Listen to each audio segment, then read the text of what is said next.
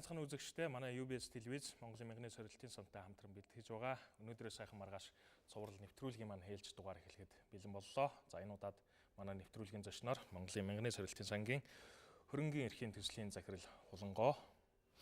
За бүртгэлийн газрын хөрөнгийн бүртгэл хариуцсан орлогч дарга Цэцгийн нар өргөдөн ирээд байна. Тэгэхээр үзэгчдийн маань хувьд ер нь Монголын мянганы сорилтын сангаас 2008 оноос хойш хэрэгжүүлж байгаа 6 төслийн талаар бас тодорхой мэдлэг мэдээлэлтэй болсон төслийн үр шимийг эхнээсээ хүртэж бас хам сайтай байгаа Монголын нийгэм эдийн засгийн хөгжилд бас эдгээр төслийн үр шим бас тодорхой хэмжээгээр нэлээд одоо хүмүүнзгээ тусж байгаа гэдэгтээ бас марга хүн үгүй байх гэж бодож байна. Тэгэхээр энэ удаад бид хөрөнгийн эрхийн төслийн талаар үзэгчдэд илүү дэлгэрэнгүй тодорхой мэдээллийг өгнө байх гэж найдаж байна.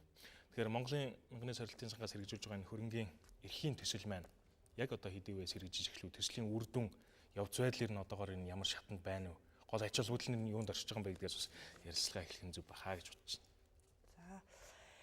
За мянганы сорилтын сангийн хэрэгжиж буй 6 төслийн нэг нь хөрөнгийн эрхийн төсөл байгаа. Үйл ажиллагаа маань бид бусад 5 төсөлтэйгээ ажил 2008 оноос эхэл үйл ажиллагаа эхэлсэн байгаа. Одоо бид 4 дахь жилээ үдэж байна. Ингээд 2013 оны 9 сарын 17 бол бидний одоо төсөл хэрэгжүүлэх хамгийн сүүлийн өдөр. Тэгэхээр бидэнд бол маш бага хугацаа үлдсэн гэж ойлгож байна. Тэгэхээр нэлээд их ажлууд бид нугаллаа.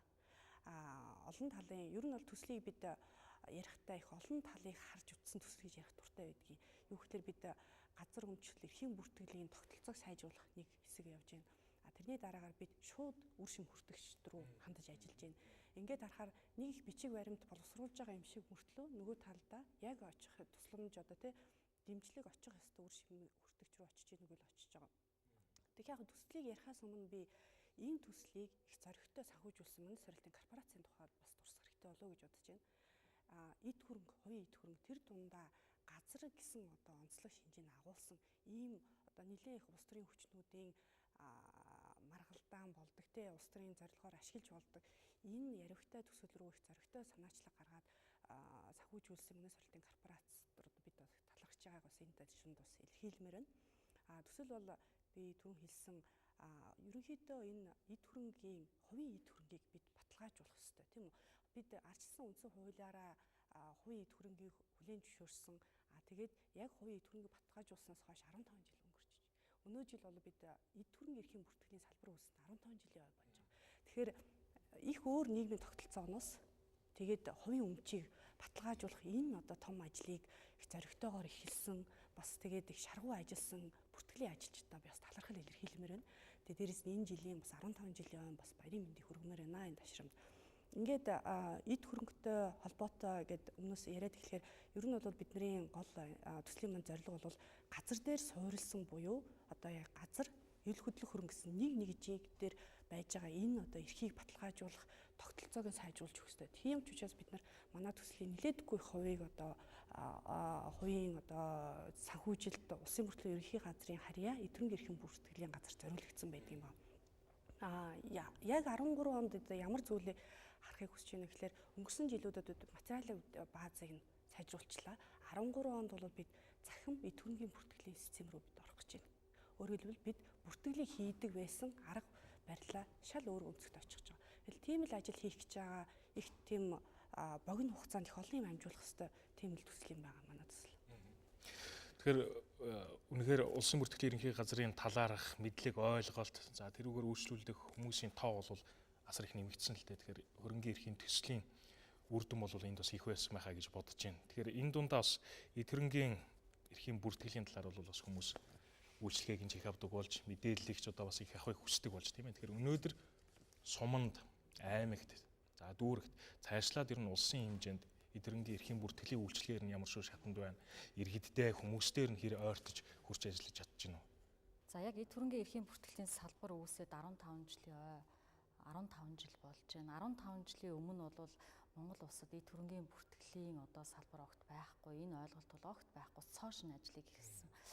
1992 онд шинэ үндсэн хууль батлагдаад түүгээр бол өмчийн олон хэлбэрийг одоо чөлөөтэй тэгш хөгжүүлэх юм баталгаа бий болоод за 97 онд үйл хөдлөх хөрөнгийн бүртгэлийн тухай хууль гэж анх батлагдаад ингээд 97 оны 2 сард засгийн газрын тогтоол гарч энэ үйл хөдлөх хөрөнгийн бүртгэлийн газар гэж байгуулагдаж за бүртгэлээ эхлэхдээ бэлтгэл ажлаа хангаж байгаад ингээд 7 сараас яг одоо бүртгэж эхэлсэн юм байдیں۔ Тэгээ энэ хугацаанд бол анх байгууллагахдаа одоо нэг 28 хүний бүрэлдэхүүнтэй агентлаг маань аймаг болгондоо бол бүртгэлийн товчоотой ингэж байгуулагдчихсан. За суманд бол ямар нэгэн одоо нэгж бол байгаагүй, одоо ч байхгүй байгаа. За аймагт байгаа тэр бүртгэлийн товчоогоороо дамжуулаад суманд байгаа үйл хөдлөх хөрөнгөө аймгийн одоо товчоо өөрсдөө зохион байгуулж явж ингэж бүртгэдэг ийм зохион байгуулалттай. Одоо бол улсын бүртгэлийн ерөнхий газар гэсэн ийм агентлаг одоо ажиллаж байгаа. За манай улсын бүртгэлийн ерөнхий газар бол мөн одоо ерөнхий газартаа тэгээд дүүргүүдэд бүртгэлийн хэлтс ажиллаж байна. Аймагуудад мөн бүртгэлийн хэлтс ажиллаж байна. За аймагуудад байгаа улсын бүртгэлийн хэлтс маань бол бүх сумдад нэг байцаагчтай. Одоохондоо тэр байцаагч нар бол төрөнгийн бүртгэлийн үйл ажиллагаа бол эрхлээгүй байна.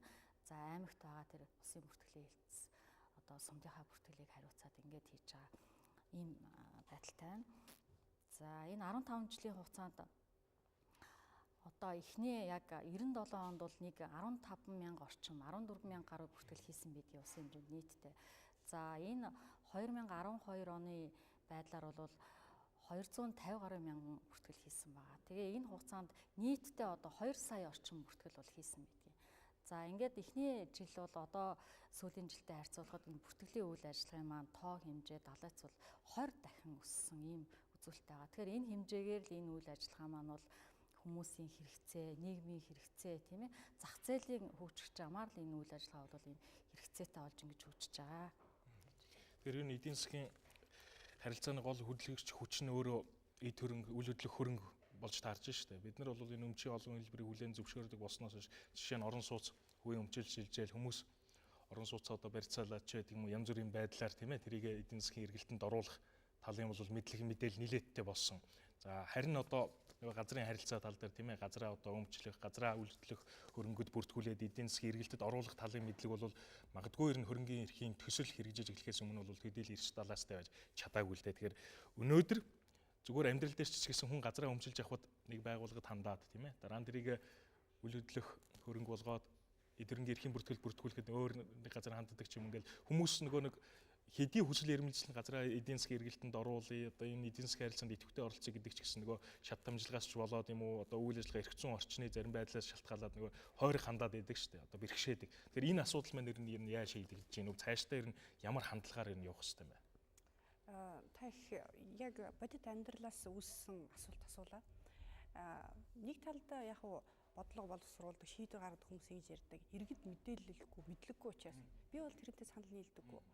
Иргэд мэдлэгтэй, мэдээлэлтэй байлаач эрхээ өмчөө баталгаажуулъя гэд очиход тогтолцоо нь ийм одоо юу гэдгийг буруу тогтолцоотой байгаа тохиолдолд шантарна. Тэгээд нөгөө талд эдийн засаг гэж юм үүсэж байгаа. Тэгэхээр бүртгүүлэхгүй мөртлөө хувийн иргэд хоорондоо газраа барьцаалдаг тий. Тэгээд эрхээ алддаг ч байдаг юм уу. Ийм нөгөө мөнгө хүлэгчдийн тэр далд бизнес тэнд үүсэж байгаа. Тэгэхээр бид тийм ч учраас миний өмнө хэлсэн манай төслийн үндсэн зорилго бол энэ тогтолцоог сайжруулах. Тэгэхээр газар гээд бид нар өнөөдрийн их сонин тогтолцоотойгоор явж байгаа л да газрыг тусад нь бүртгэдэг, дээр нь байдаг одоо объектыг болоход тусдаа бүртгэдэг. Гэтэл энэ газар чинь бол хамгийн яг хөдөлшгүй үйл хөдлөх хөрөнгө юм уу? Яг тэр өнцгөөс нь төсөл анх хэрэгцсэн байна. Тэгэхээр газар дээр суурилсан үйл хөдлөлийг бид нар нэгж гэж үзэх ёстой. Тэр цаг нь болцсон. Өнөөдөр бид нар энэ суур юм ойлголт, суур тогтолцоо маань сайжраагүй байхад бид маш их хэмжээний одоо улс маань их хэмжээний одоо сая цэцгээ дараагч ярьж штт маш их бүртгэл явагдаж байна. Одоо энэ их мөнгө цуглуулсан хүмүүс одоо нөгөө нэг нас нь болоод өнгөрөөд өгнө. Тэгэхээр нөгөө өв залгамжийн асуудал. Их хөрөнгөлөө хүмүүс хоорондоо сууцгааж байна. За тэр сууцгааж байгаа үед яг гэрэлхийн өмнө нөгөө гэрээ хилцэлгээ ч юм хийх ёстой. Ингээл өмчийн харилцаанууд ч айгүй нарийсаад байгаа. Гэтэл бид нар өмнөх одоо тэр юуг нь газрыг тусдаа бүртгэдэг, эдгэрэнгээ тусдаа бүртгэдэг суур юм бид нар сайжруулаад бодоход энэ их олон том хөрөнгөний өмнө бид их том олон асуултын өмнө яах вэ? Энэ хэрэг бол ялцчгүй том асуудал нь. Яг энэ дээр мягны сорилтын сангийн одоо үйл ажиллагаа төслүүд үйл ажиллагаа явуулдаг зарчим бол гадны зөвлөх компаниудыг тендер шалгуулж аваад олон улсын шилдэг туршлага бол юм байдаг юм байна. Эрх зүйн орчинд би шинжилгээ хийлээ. Ийм үржилт хийх ёстой гэдэг зөвлөмжийг өгдөг. Гагцхүү тэр зөвлөмжийн дагуу юм уу эсвэл тэр зөвлөмжөө санаа аваад өөрчлөлт гаргах нь шийдвэр гаргагчдын улс төрийн эрх зориг. Тэгэхээр бид 15 жилийн өмнө одоо энэ одоо хуулийг баталцж исэн улсууд, энэ байгууллагыг толгойлж ажиллаж исэн хүмүүс өнөөдөр нөгөө ярьж исэн юм яриа л байгаа байхгүй. Тэгэхээр бид зоригтой өөрчлөх цагт болчихж. Тэгээ тийм ч учраас би энэ одоо төслийг энэ ажилласан тий өнгөрсөн 4 жилийн хугацаанд харж байхад шинжлэлийн засгийн газарт маш их найдлага тавьж байгаа. Энэ зоригтой алхмаар энэ эд хөрөнгийг бүртгэж байгаа энэ тогтолцоог сайжруулахгүй бол бид томоохон асуудалд орно цаашдаа. Өнөөдөр ингээл нэг ам аргацаасан байдалтай явж байгаа юм уу эсвэл юу гэдгийг ингэж байгаа болов дараа нь одоо анхны бүртгэлийн эд хөрөнгийн бүртгэл дээр одоо анхны бүртгэл нэлээд бага хувийг эзэлж байгаа тийм үү. Тэгэхээр л одоо 5 6 дахь жилээс эхлээд анхны бүртгэл үйл ажиллагаа хомигдоод эхэлнэ. Дандаа л өвлүүлэх, худалдах, түрээслэх гэсэн чухал бүртгэгдэж эхэлнэ. Тэгэхэд бид бэлэн үү гэсэн үндсэн асуудал гарч. Тэгэхээр миний хэлэх гээд байгаа юм юу гэхээр төслийн болвол тогтолцоог сайжруулах гэсэн том нэгдүгээр үйл ажиллагаа бол одоо энэ шийдвэр гаргаж байгаа. Тэгээд бодлого боловсруулж байгаа улсуудын өмнө л одоо яг очичод байж байгаа гэж хэлж байна.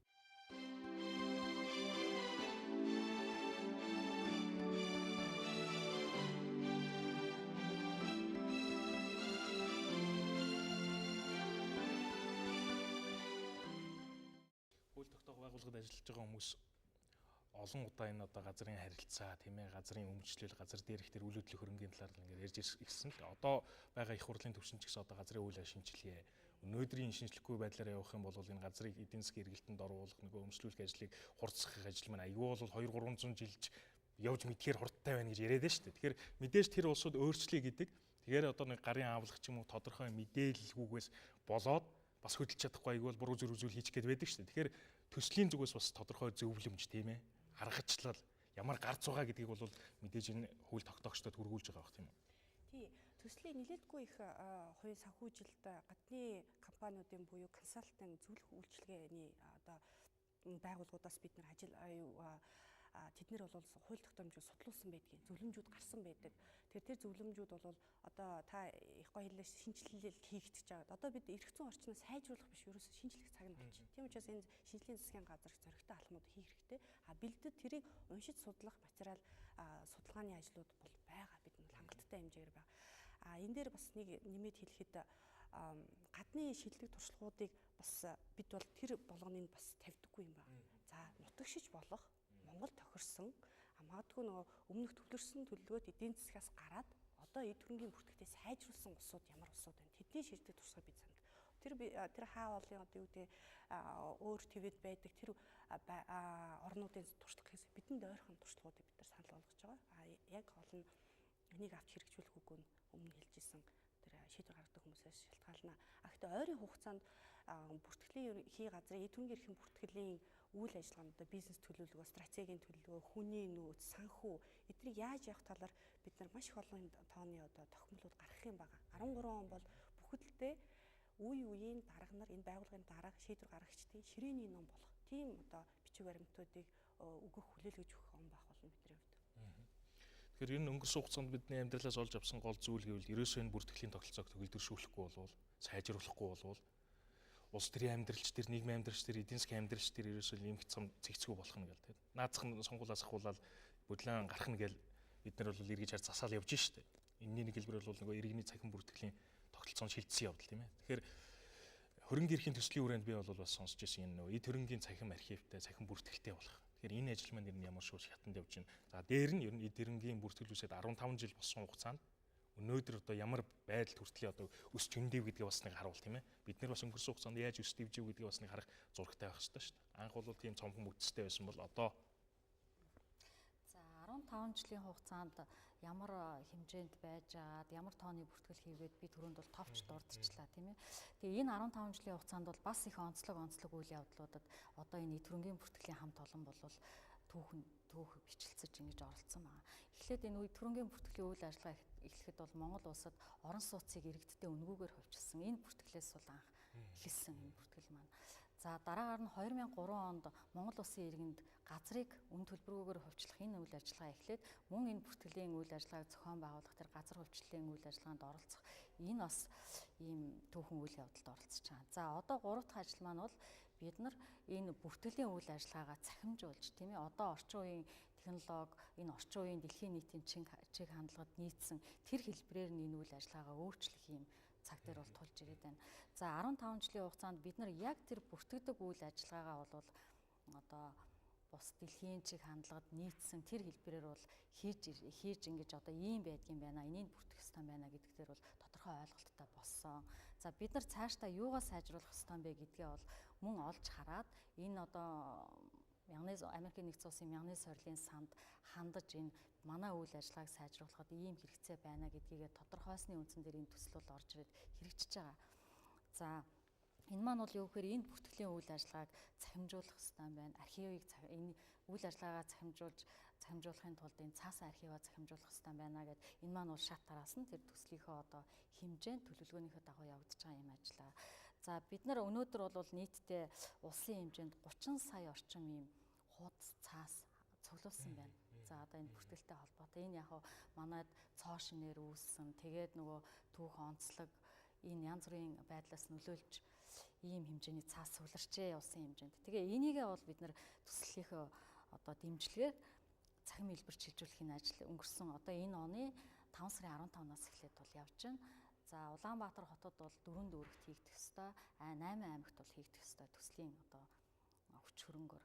Тэгээ бид нар төслөөс ч одоо хийх ёстой юм маш их эрчтэй ингэж хийж байгаа. Байгууллагын зүгээс ч юм уу маш их анхаарал тавьж энэ ажлаа бол хийж байгаа. Одоогийн байдлаар бол Баг хангаа налах дүүрэг бол бүрэн дууссан. За Сүхбаатар дүүрэг бол нэг 40 орчим хувьтай энэ цаас архиваа цахимжуулах ажил явж байна. 13 аймгийн маань бол нийтдээ бас нэг бараг 20 орчим хувь нь бол цахимжуулах ажил маань нийт одоо тэр цахим болох ёстой энэ нийт ажлынхаа нэг 20 орчим хувийг хийгээд ингээд явж байна. Тэгээ хүмүүс бол одоо бүр илүү тодруулж асуух гэдэг шүү дээ. Одоо шинэ нийт хөрөнгийн эрхийн бүртгэл цахим болсноор цахим систем нэвтэрснээр ямар давуу тал байх. Мэдээж одоо нөгөө цаг хугацаа чирэгдэл зардал гэл юм л ярих байх л та тийм ээ. Яг одоо энгийн ойлгомжтойгоор илүү тодруулж хэлбэл. Энд нэг хоёр юм фронт гараад байгаа. Нэгдүгээр фронтны үхлээр очир дараалал байхгүй болно тийм үү? Тэ хүмүүс очих хэрэггүй. А дараачийн фронтны үхлээр энэ нөгөө үйлчлэгээ үзүүлж байгаа цаана байгаа хэсэгт буюу жинхэнэ нөгөө эдийн засгийн потенциалыг бид нар нээж өгч байгаа. А цахим архив үүснэ гэдэг нь яаж яана вэ гэхээр одооны хуулиар бол яаж яана 3 дахь этгээдэд өөр этгээдэд өөрийнх нь талаар төрөнгийн лавлаг гаргах юм бол заавал цаасаар өгж байгаа те ингэж байгаа гэж асуудал гарч. Тэгэхээр уул нь бол мэдээлэл чинь солилцох тусмаа тэр чинь нөгөө юу явагдаж байгаа байхгүй. Цус нь эргэлтэнд явагдаж байгаа гэсэн үг шүү дээ. Өөрөөр хэлбэл одоо яах вэ гэхээр цахим архив үүснэ гэдэг чинь дундын одоо нөгөө төрийн байгууллага, төрийн бус байгууллага, хувийн хвшлийнх нь тэр цахим архив руу нэвтрэх хэрэгтэй болно. Булангоо ямар их төрөнгөтэй юм бэ? Энэ хүнд би зээл олох гэж байгаа маа. Тэгэхээр яах вэ?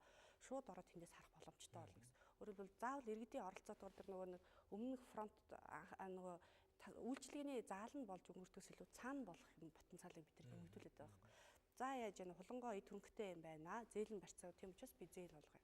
Өмнө нь одоо бол ерөнхийдөө яагаад гэвэл хувийн хвшлийн банкуудыг хийх тохиолдолд бид нар өндөр хүүтэй тий одоо их хүү ихтэй их бага одоо зээлийн багцууд гаргадаг гэдэг.